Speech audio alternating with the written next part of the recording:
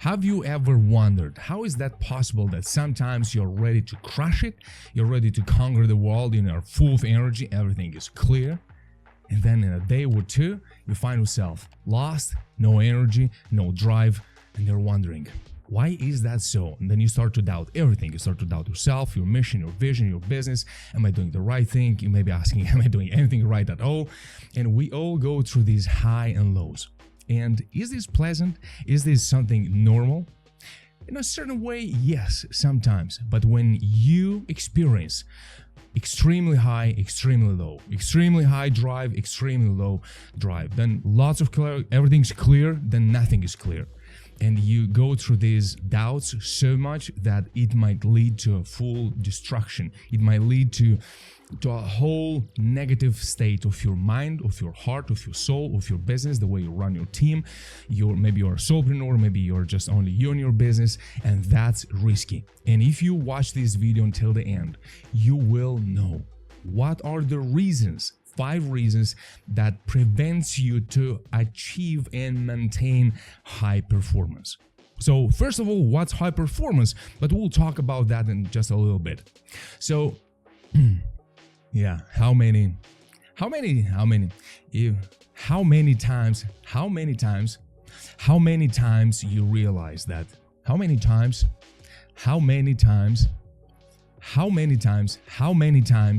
you observed in your life and your business that you are on a high drive, everything is clear, you know what to do, you're full of energy, you're full of enthusiasm, you're pushing forward, you're ready to conquer the world and change your life till tomorrow morning. And then another day you feel low drive, low energy, nothing's clear, you start to doubt yourself, you start to doubt your business, your mission, your vision, and then you're asking yourself, why am I doing wrong? Or heck, maybe you sometimes ask yourself, am I doing anything right at all? Because these states, if they're not managed, and especially if you don't know where they come from, they're very risky. Sometimes you start to make dumb decisions because you are in a low state of energy, low state of focus, and then you're full of enthusiasm, and then again you make some other kind of dumb decisions, and then you understand that but later. And today's video, if you watch it until the end, will reveal the 5 reasons why you struggle to achieve and maintain high performance state. You already know how that is important, especially if you're at the beginning, especially if you are in the phase where you are building your business.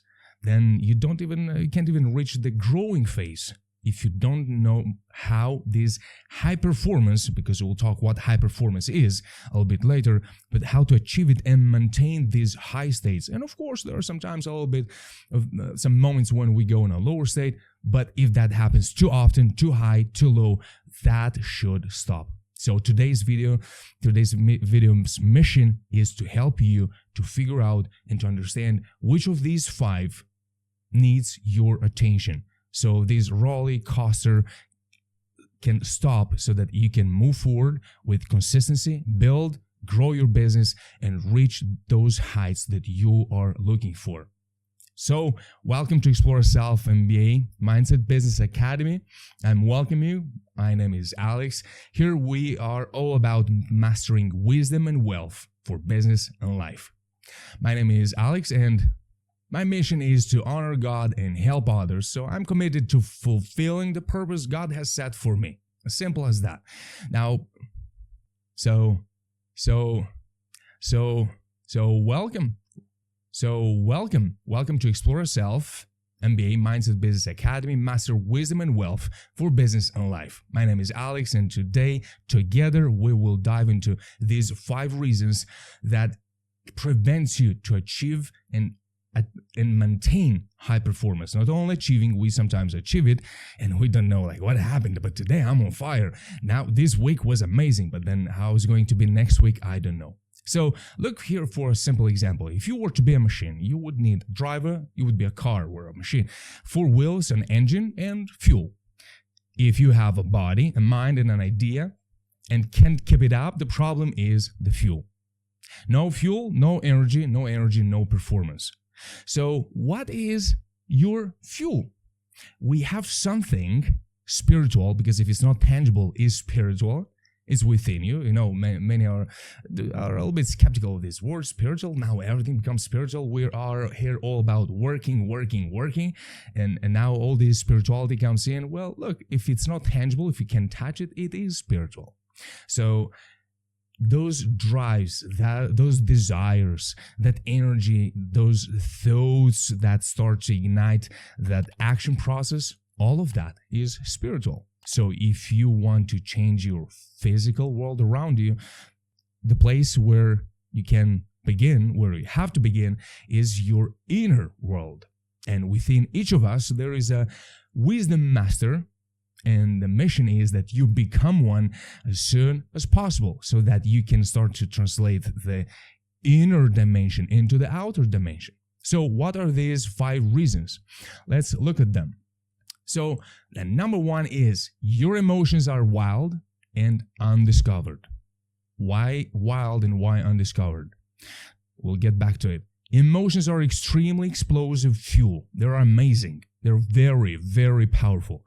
But they can only ignite or shut down. In other words, in short term, they can only put everything on fire, or they can shut down everything.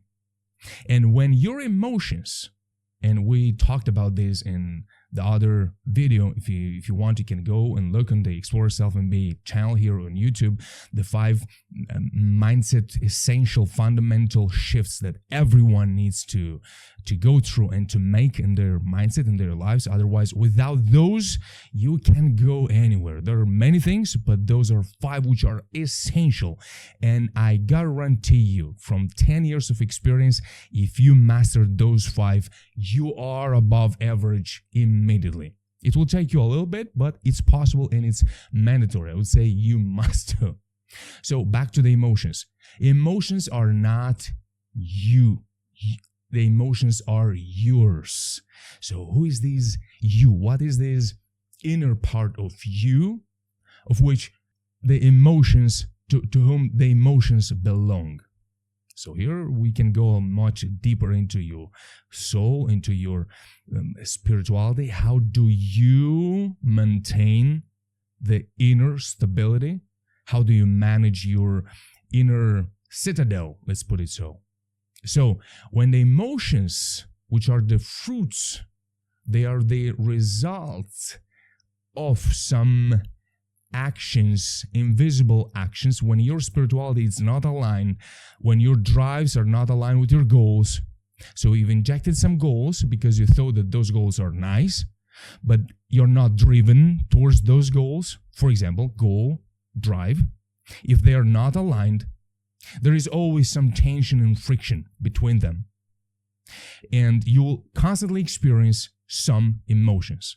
Maybe you'll hate yourself because you've set yourself some wrong goals, or you start to despise your goals and your desires, or you start to believe and think that you're not driven enough, you're not smart enough, you're just not enough. And when there is not alignment within you, there's lots of tension building up. And emotions are the smoke, the flames, even sometimes, of those reactions, of that friction. So when you have lots of emotions and they're wild and they're undiscovered, you don't know where that emotion comes from, they can have so much power on you, and they can take control of your action system, so that you find yourself wondering what to do. And then you start to doubt too much. You start to think about things that you shouldn't think, and you don't think about the things that you should think. Why? Because you are left with no energy. Because the emotions are sucking that energy, and they're so wild, you can't manage them. And sometimes they help you, and you're very happy because, today I'm feeling good. I'm ready to conquer. Then next day, you don't have that kind of emotion. And then you start to shut down. And then you start to make so many decisions. You already know how is that. So question now, how do I tame my emotions? But you cannot just suppress them. You have to know where they come from. So undiscovered. How?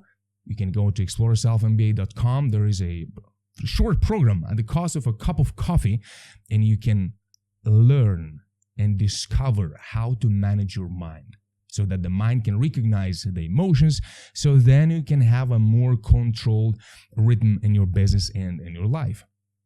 All right. The next one is the more you enjoy them, the more they're visiting you. So those mechanisms, they start to create this codependency, because sometimes you also do some things which are pleasant so that you can satisfy or to suppress those emotions. And you start to educate your brain in such a destructive mode that the only fuel you have are your emotions. So if your emotions are wild and undiscovered, and you don't have tools to know how to understand where this friction comes from, you are using them when they're high, but then you become buried under those negative emotions when they are low. So this is the first reason for which you cannot achieve and maintain high performance. You don't have a healthy relationship with your emotions. Next one. Low self-esteem is the killer of all momentum. What is that? So a constant not enoughness will push you to the extreme, hoping that next time you will feel enough. That moment never comes. So I'll leave it for a couple of minutes and then I'll take it off, and let's talk here a little bit. What is this low self-esteem? You see others superior than you. There are many definitions. Let's stick to the simple one. When you see others better than you, or that they have something that you don't have, then you start to develop this low self-esteem. Of course, there is so much to it. There are thousands of books about this topic and gazillions of hours of pain of people going through it. And of course, the reason can be so different and there are versions of this process, but simply put, is when you see others superior than you. So a constant not enoughness, when you always constantly feel that you are not good enough, you push yourself so that you can prove others, or actually to others which live in your head. Very often others don't really care actually, but we build their images in our head and we want to reach, but the more we do, the higher goes that standard. We never reach it, and we feel smaller and smaller and smaller. And the low self-esteem goes lower, lower and lower, and increases its impact on yourself. And the impact that low esteem has on you will manage and direct your direction of your actions, because you remember what you believe, it's much stronger than what you think. So of course, the door towards changing our convictions, our beliefs, is through the mind. We can use healthy thoughts, healthy analysis, so that we can start to filter and see what belongs to me and what does not. Please God and serve people, not otherwise. Start with your mission. That will bring you closer to your spirituality and fullness. If you can start to focus on your mission, so I have this gift, I have this talent, I have this desire, I have this plan, I lack some knowledge, no problem, good. Do I have a strategy? I don't have a strategy. Strategy is very, very, very important. It's better to have a very, very simple strategy than not to have it at all. When you don't have a strategy, we'll talk about that a little bit later. But if you focus on your mission, you will see how much easier it is to maintain that high performance, because you start to train yourself not to lose your focus here and there, left and right. So if you don't have a relationship with God, or you don't know about it, or you're far from it, where it just sounds a little bit strange to you, want it or not, when you start to focus on your mission, you will discover that through that spirituality, you'll discover something bigger, greater than your thoughts. Something bigger and greater than you thought that you are. So that's the road, and you'll find at the right time, whatever life will bring to you, If you focus on that, you'll see how much clarity and power you'll get, and you'll develop your inner space, your inner dimension, so that you can rise from those low level of self-esteem. You can rise from those low level of consciousness, so you can rise above. There is a way. And a very, very simple but extremely effective tool is to start to focus on your mission. What problem am I solving, and to which cause am I willing to dedicate my life, my time, and my energy? This is the first step. Otherwise, a low self-esteem, always seeing yourself not enough because you are at the beginning of the road, the journey of your mission. If you are at the beginning, or maybe you just got in a crisis, realign your values. Go back to your mission, focus on it, so that you can distract yourself a little bit from getting distracted by everyone else and putting everyone else above you, experts, colleagues, competitors, so that you can start to do what you have decided to do and to accomplish. Number 3, ego is a high-rate loan. The price is your life. It sounds actually very good. I like it. I wrote it an hour ago. Ego is a high-rate loan. The price is your life. You see that sometimes, let's read the first one. An unchecked ego is a reflection of hunger for recognition rather than servitude. The bigger the hunger, the more painful the slavery. Strong words here. Bold words. Agree. But if you think about it a little bit, then you start to realize how often we feel empowered by our ego to achieve things. That's where ambition comes in the game. Ambition is really fueled by your ego. So you have to know that game. So when you see that game of your ego that's pushing you forward, it's like, you got it, you deserve it, come on, go forward, you're the best. If you know where that voice comes from, you can just let it a little bit. All right, good. But that's enough. But basta. So that you can get a little bit out of that ego, but that's it, no more. If you don't have healthy sources of confidence, a quick note here, what is confidence? Because we talked about low self-esteem, so probably you thought about confidence. A very simple way to boost your self-confidence, and not confidence, they're a little bit different, is not to seek this self-confidence. I know it sounds too simplistic, but it is not. It is simple and not simplistic. If you just stop focusing on this self-confidence and you just be who you are, the way you are, without trying to impress, without trying to look confident, without trying to be confident, just be who you are. Now I'm a little bit more confident. Now I'm more confident. And then you take that and you move forward. Just stop worrying so much about it. Since when our analysis about ourselves, how confident we are, is a crucial factor in your progress on your business and your life. Yeah, maybe I'm not so confident now. Okay, good. I'm going to do a research. I'm going to think. I'm going to reflect upon it and see how can I move forward. That's about a quick note about the confidence. Back to the ego. If you don't know how the ego works and when is the voice of a healthy self-confidence, a reminder to yourself that, hey, we don't have reasons to always put others on top of us, to put others on a superior place, on a pedestal. We don't have reasons for that. But even if we had, we should never do that. Everyone is amazing. Everyone does their best with what they have. And that's what you've done also when you had less than now, or when you didn't know so much as you know now. So an unchecked ego creates this dependency on this drug. And when we are on a low self-confidence and we have this belief that we have to boost it immediately, we start to look for the fastest way to boost it, and here the ego comes in the play, on the scene, on the theater. Hamlet comes in and says, "Here I am. I can give you some confidence, and I'm gonna praise you so much right for 5 minutes.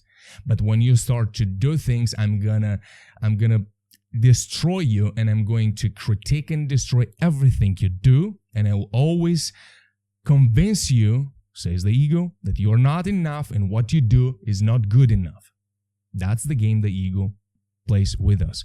Now I would say, then what the ego is there? Why do we need it? There is a purpose, but that's another conversation for another day. The ego has its own place. We need also a raw emotion sometimes and a raw approach to some situations. All right. The second aspect of the ego is your failures are dictating your drive. Short term, it works. On a long term, high performance, it's not enough. Better never be. So you are, we actually moved too fast. So the second part, let's go back to the second part of the ego. High performance is a reflection of consistency. An ego function is the opposite. Focus on a short-term, fake, inflated value. So high performance is hand in hand with consistency, not allowing other factors to have power over your decisions. Now you say, that's amazing. I know that. How do I get there? Well, here is one of the reasons why it is hard and many people never do this work. So that we can learn to align our performance on the decision that we make. And the decision should be aligned with what do I believe in, what do I believe for, what am I fighting for, what's my mission, what's the purpose of my business, of my life, whatever you are working on. So when you start to align your decisions with your values, other factors will have less power over your decision-making process. So it's time now to learn a little bit about the ego, how the ego works, so that you can eliminate it out of the game in such an important phase, so that you can start to make healthy decisions which are consistent, so then you can achieve and maintain high performance. Is everything clear here? I know that might sound a little bit complicated. I'm trying to paint this picture so that you can see it. So you have the high performance on this side. In order to have a high performance which is performing action, you have some decisions that are orchestrating and directing the orders towards the action. So you have the decision, the action. Before the decision, you have some guys that are at the table, the round table, the oval table, and they're creating insights for the decision. So we have the board who makes the decision, who will bring all the information to the board. That will be the information, the fuel for the decision-making process. And what's the decision? That will be the action. Now, if you have a problem between your decision-making process and action, the decision doesn't have roots in your system. There are just some there are some mental games, some mental flowers, soft ideas, superficial, but they are not rooted into your system, because someone at the board table had some authority over others, and they together made this conviction, not a healthy decision, that seems like a decision. But then when it comes to executing, you struggle. Reason? The roots are who was speaking before the decision was made. And if ego has a loud voice there, then we struggle. We struggle because on a short term, the ego says, you can do it, you have to do it. Then push you forward. Then you feel on a white horse, and you feel unconquerable, and you feel undefeatable. But then at the first challenge, boom, because the fuel was not a healthy fuel, was not power, was some crazy strength. And strength is good, but power is much more. That's between knowledge and wisdom. So let's move forward. Hopefully the last about the ego give you a little bit of the clarity so that you now learn to listen to your wisdom, not to your ego. Number 4, shame. You feel less than others, something different than low self-esteem. You really think and believe that you are less, not just seeing others more than you. Shame is, in my approximation, and I've had hundreds of conversations, is more than 85% the reason of so many problems, idiotic nonsense problems. And I'm saying that with all my compassion and empathy, because I know I've been ashamed so much, because I remember all these things, they come from our childhood, from our first experiences. And you want to remember this framework. Every single time you think less of yourself, is because you've been told. Almost never we can get to this conclusion that we don't deserve something better unless we've been told. And we've been shamed for being in a way, we're not looking in a way with another. And that seed spread all over the place in our psyche and becomes the main drive for so many processes. Building a team, boom, shame. Not hiring a good expert because they don't want to be ashamed of something. That's real. I know that sounds crazy, but that's real. Not hiring good people just to not feel threatened, so they can trigger that shame again because they are not so smart or so good articulated and or don't have those skills that somebody do have, and to not feel ashamed. That's crazy, but that happens. Now, it's easy to speak about others, but if you look within you, and if I look within myself, of course, there are always some things that would try to make us, to shame us, that, look, you've been speaking too boldly. You made a too risky decision. You've been too much energy, too much this, too much power, too much masculinity, too much femininity, too much like this, too less like that. And we've been shamed so much, and now we start to think less of ourselves. That's how it happens. If you struggle with shame, you better start to solve it immediately, because everything you think about yourself less than you actually are will always push you towards auto-destructive mode, and you don't want that. So it's something that needs to really be taken into consideration, and as soon as possible. Your failures are dictating your drive. In the short term, it works. In long term, high performance, not enough. Better never be. We read that a little bit before. When we feel ashamed that we are not at the heights we think we should have been, and we think less of ourselves, and then we think, if I conquer something or if I achieve something, then people will not think so low of me, and I will not have a reason to feel ashamed. And that's nonsense. And especially when we have made so many failures, and who haven't? And especially if you're building a business, you know how many mistakes you've made. But when you allow, as a leader, if you want to lead your business, you don't just want to build your business, you want to lead your business. And if you haven't learned to control those failures, and not to allow those failures to dictate your drive, because many times, I can tell you, people will use those failures as a drive to move forward.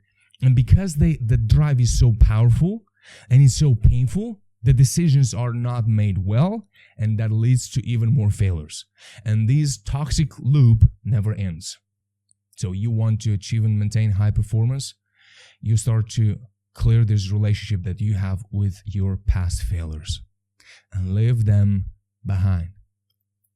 Extract the lesson, inject it in your present moment, move forward. If you still feel ashamed of something that you've been doing unwillingly, and you didn't want to, but it happened so, and you failed, rise up. Don't never, ever let that to be a new drive for your performance. Now, you can play with it a little bit. You lose, and next time you don't want to lose so much that it pushes you, it gives you a kick. So as I written here, in the short term, it works. And long-term high performance is consistency. It's not high and low. We want to run away from high and low.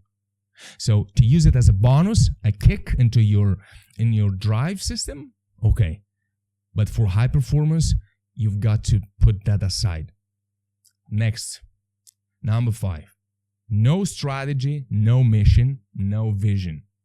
So you walk the walk for the sake of preserving your fear well hidden in your heart's pocket. What does it mean? That means that you are so afraid of stopping. You are so afraid to experience some self-doubt.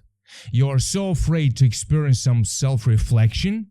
And you're afraid that everything might collapse. Well, it certainly will anyway. If you don't go backward and say, all right, so I have this fear, I'm not good at this, I have to work on this skill, I have to work on this aspect. That's amazing, that's good. But you take your time to face them so that you can elaborate a strategy different than the one that you used, so that you can get where you want to get faster and bring bigger impact, economical and spiritual, physical and spiritual. They're very, very connected. So if you have a fear well hidden in your heart and you know it, but you think that if I keep myself busy, I can hide it, I can run away from it, it's always there and prevents you from developing a strategy and to establish a mission and a vision for yourself, for your life, and for your business.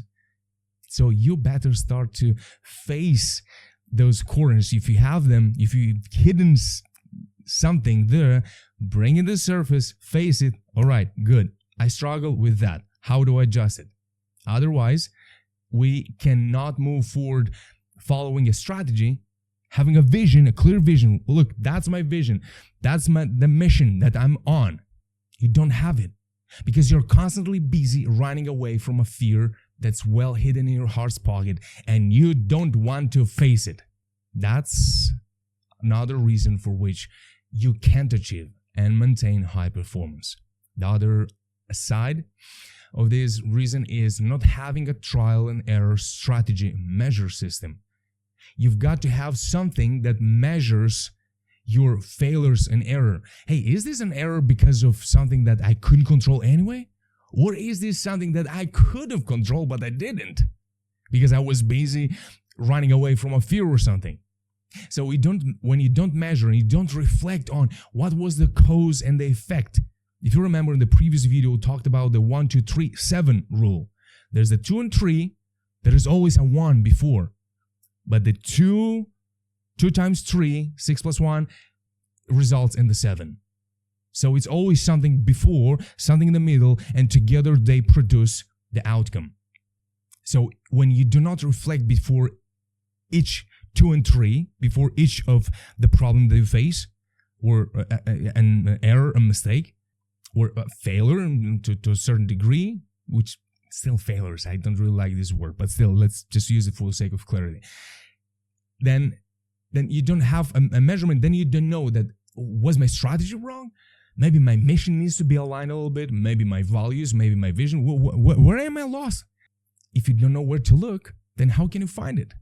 So that's very important to have a system, how to measure, a ritual also sometimes to reflect on every success and every failure, mistake, so that you can learn, I thought, but I should stop thinking this way, or I believe that, but I've got to stop believing that, or I've got to start to believe something new because that doesn't serve me anymore. Next, not building something greater than you. Focus only on you, and every winning is also a defeat. This is another one that I liked in this video. Not building something greater than you. When you always focus only and only on yourself, my win, my team, my business, my money, my reputation, me. Even if you win, There is always a defeat. Yeah, but I could have done, but I should have done, but I'm not, but I'm this. I should have become like this. I should have become like that. I'm not good enough. Others are better. You always go through winning, but with a defeat and lack enthusiasm because you're so focused on yourself. But we as a human experience souls, we sometimes step all over the place and we make some mistakes. So then what do we do then? Should we then what? Wait until we become perfect in the world or what? So we will. But then you can't even have the taste of the winning and to use it as a healthy drive because you are just focused on yourself. You're not building something greater than you. Here is a very, very important aspect of our psyche, and very often leaders are focused on themselves. And if you do that, first, you are not a leader anymore. And two, every single time you win something, there's always something not good enough. There's always somebody to blame, to push, starting with themselves, because that's where it starts. And next, focus on something bigger than you, and every defeat will also be a victory. It sounds amazing, right? But actually in practice, when we go through these moments, they are not easy. So how can I go through every defeat and see it as a victory? Only when you are focused on something bigger than yourself. When you're focused on something bigger than yourself, every mistake reveals so much wisdom, so much insight that they help you to revolutionize your strategy and adjust your mission so that you can improve and also maintain your high performance. If you don't focus on something bigger than you, you're limited to this game between your mind, your heart, your ego, and everything feels like a defeat. But when you're focused on something bigger than you, you are also not so distracted by some losses, by some emotional damages or whatever we go through. Why? Because I'm focused on something bigger than myself. I'm focused on something greater and bigger than myself. That way, even if I go through something, I can get through because I have that great vision. So the number 5 is no strategy, no mission, no vision. Now you'd say, yeah, but I do think so often that I do have a good strategy, but actually it reveals not to be not a good strategy. Then I do think that I do have a mission where I can't think it out. I can't understand because sometimes I like this, then I like that. All these battles, they go in our minds. So we have to learn to take control of our mind. And so many people struggle, leaders, business owners, strategists. If you are a solopreneur, you are a leader. You are one of the most, you're in the position where your leadership is the most required, because you have to lead so many processes to lead yourself. And there is where you learn the self-mastery, the self-leadership. So then you become better and more honed and prepared to lead others. So that's the school. That's a very hard process that shapes us so that we can then take charge of some bigger responsibilities than just managing to go victoriously through all the problems and challenges that we go through. All right. So if you want to look more into your mind and to hack your mind before it hacks you, and to learn how to transcend your mind, go to ExploraSelfMBA.com, and there you'll find this program and many other programs which I invite you to get a look. Don't forget to subscribe and like this video, support our academy and support myself, for which I'm thankful and grateful for your attention. And I really do think and believe that I've served today you well, and I brought you some hidden aspects to your awareness so that you can start to look a little bit deeper. So let's go quickly before through all these 5 reasons. Your emotions, that's the number 1. Number 2, low self-esteem, that's the number 2. Ego is a high rate loan. The price is your life. You got to check your ego. Number 4, shame. If you struggle with shame, you think that you're being shamed and you want to take control of that and you want to heal that and you don't want to feel less than others, that's a must. And that's a very often hidden problem in our hearts and minds.